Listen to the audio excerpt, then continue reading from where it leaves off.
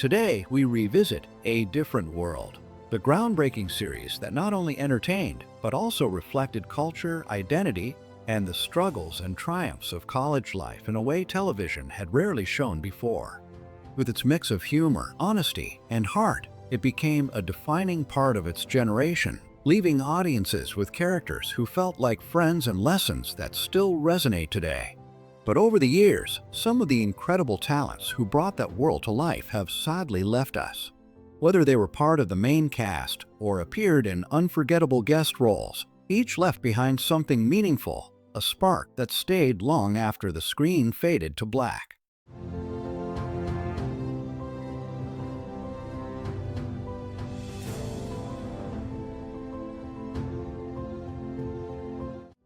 Robert Guillaume, the beloved American actor and singer whose unforgettable voice and presence inspired generations, passed away on October 24, 2017, at the age of 89 after a long and brave fight with prostate cancer that slowly weakened him in his final years. Audiences of A Different World remember him for his guest appearance, where he brought wisdom, calm, and authority to the screen. But this was just one small part of a career that left an extraordinary mark on television, film, and theater. Born Robert Peter Williams on November 30, 1927, in St. Louis, Missouri, his childhood was filled with hardship. His mother, battling her own struggles, abandoned him, and he was raised by his grandmother, Jeanette Williams, who became the guiding force in his early life. Despite such painful beginnings, Robert discovered a love for music and performance, and after serving in the U.S. Army, he studied at St. Louis University and Washington University before following his passion for the stage. He began performing with the Carroll Players in Cleveland, toured internationally with the musical Free and Easy, and stepped onto Broadway with roles in productions like Quamina and Guys and Dolls, earning a Tony Award nomination and acclaim for his unmatched voice and presence. He made history when he became the first African-American actor to play the Phantom in The Phantom of the Opera, breaking barriers in an era when opportunities were scarce for Black performers. Television made him a household name when he played Benson Du Bois in Soap, and then in the spin-off Benson, roles that earned him 2 Emmy Awards and made him the first Black actor to win an Emmy for Outstanding Lead Actor in a Comedy Series. To many, his voice was instantly recognizable as Rafiki in Disney's The Lion King, a role that brought him a Grammy Award and cemented his place in the hearts of children and families across the world. Later, he impressed critics again as Isaac Jaffe in Aaron Sorkin's Sports Night, where even a mild stroke he suffered during filming could not stop his spirit. He returned bravely, and the illness was written into his character's storyline, showing the same resilience on screen that he had in real life. Through it all, Robert Guillaume carried himself with grace, dignity, and strength, overcoming the hardships of his youth and the struggles of his later years while giving audiences characters filled with intelligence, humor, and heart. In his last days, surrounded by his family at his Los Angeles home, he finally found peace, leaving behind not just roles, but a trailblazing legacy that changed television and inspired countless young actors.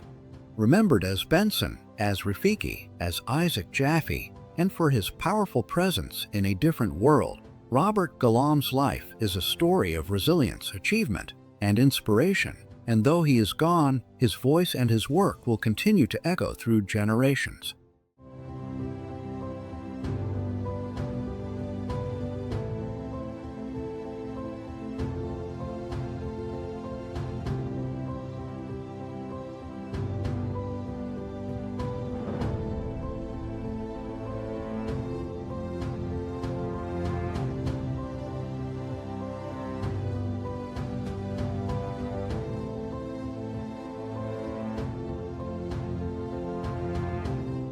Diahann Carroll, the legendary American actress, singer, and activist, left this world on October 4, 2019, at the age of 84 after a long and courageous fight with breast cancer, a disease she had battled since 1997 with remarkable dignity and strength until her final days in Los Angeles, where she was surrounded by family and love.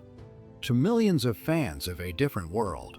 She will always be remembered as Marion Gilbert, the elegant, proud, and often tough mother of Whitley Gilbert, a role that, though recurring, brought a unique blend of grace and strength to the show and earned her an Emmy nomination in 1989, proving once again how she could command the screen even in limited appearances. Born Carroll Diahann Johnson on July 17, 1935, in the Bronx and raised in Harlem, Diane's childhood was filled with music and encouragement from her parents, who enrolled her in singing, dance, and modeling classes, and by just 15, she was already modeling for Ebony magazine. Her big break came at only 18 when she won the television contest Chance of a Lifetime with her powerful singing voice, which opened the door to nightclubs, Broadway, and eventually Hollywood. She made her Broadway debut in House of Flowers in 1954, and just a few years later became the first African-American woman to win a Tony Award for Best Actress in a Musical for No Strings in 1962, breaking barriers in theater. Carroll went on to star in major films including Carmen Jones, Porgy and Bess, Paris Blues, and most memorably Claudine in 1974, which earned her an Academy Award nomination for Best Actress and proved her dramatic power on the big screen. On television, she forever changed history in 1968 when she starred in Julia, the groundbreaking NBC series that made her the first Black woman to lead a primetime show in a non-stereotypical role, portraying a widowed nurse raising her son, a performance that won her a Golden Globe and an Emmy nomination. Later, she dazzled audiences again as Dominique Devereaux, the glamorous and fierce half-sister on Dynasty, where she demanded and delivered a role of power, wealth, and confidence, refusing to play anything less than equal to her white co-stars. Beyond her professional triumphs, Diane's personal life was marked by both joy and hardship. She was married 4 times, endured heartbreak, the tragic loss of her husband Robert de Leon in a car accident, and a very public relationship with Sidney Poitier, yet remained a devoted mother to her daughter Suzanne Kay. Even as she grew older, she continued to shine, taking on roles in Grey's Anatomy, White Collar, and other projects, all while speaking openly about her battle with cancer and advocating for awareness and early detection. When news of her passing came, tributes poured in from across Hollywood and beyond, remembering her not only as an icon and trailblazer who opened doors for generations of Black performers, but also as a woman of unmatched elegance, courage, and talent. Diahann Carroll's life was one of groundbreaking firsts, unforgettable performances, and an unshakable spirit. And though she is gone, her legacy as a pioneer of stage and screen, and as Whitley's unforgettable mother in A Different World, will continue to inspire forever.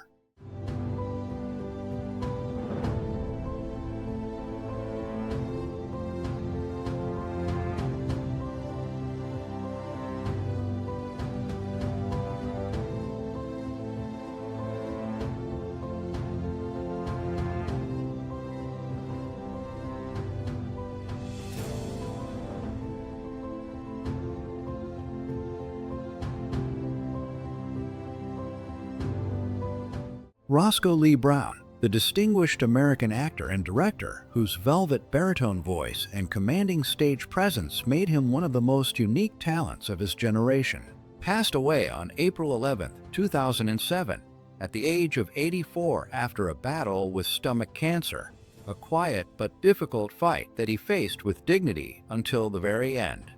His passing left a deep silence in the world of film, stage, and television, for he was a man whose every word carried weight and elegance. In A Different World, Roscoe Lee Browne is remembered for stepping into the role of Dr. Foster, a sharp, wise, and authoritative figure whose intellect and refined humor brought depth and contrast to the young cast. Though his appearances were brief, his character carried a commanding presence that reminded viewers of the power of mentorship, perfectly suiting Browne's natural ability to deliver sophistication with warmth. Born on May 2, 1922, in Woodbury, New Jersey, he grew up the son of a Baptist minister in a modest household, excelling both in academics and athletics before serving with the 92nd Infantry Division in Italy during World War II. After the war, he became a celebrated middle-distance runner, even winning national championships, but his restless spirit led him into education, literature, and eventually the arts. At the age of 36, he made a bold decision to turn to acting, beginning on stage with Shakespeare in the Park in 1956, where his rich, commanding delivery quickly set him apart. His theater career became legendary, with acclaimed performances in The Blacks, Benito Sereno, and Two Trains Running, which earned him a Tony nomination.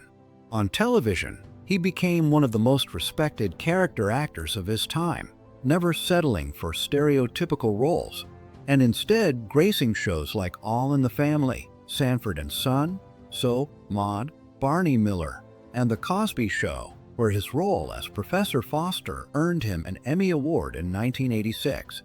His film credits added even more strength to his legacy, with unforgettable roles in The Comedians, Alfred Hitchcock's Topaz, The Cowboys alongside John Wayne, and comedies like Uptown Saturday Night.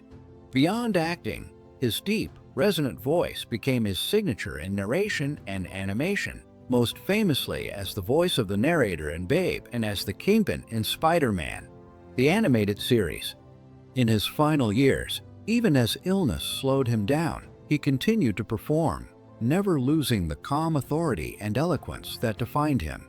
Roscoe Lee Browne never married, keeping his private life carefully guarded, but those who worked with him described him as a man of refinement, wit, and quiet strength. His death was mourned deeply by the artistic community, for he was not just an actor but a pioneer who redefined how Black men could be seen on screen, with intellect, class, and undeniable presence. Today, his voice and performances still live on, reminding us of an extraordinary journey that began in athletics, blossomed in poetry and literature, and left its most powerful mark in theater, film, and television, where Roscoe Lee Browne will always be remembered as a true giant.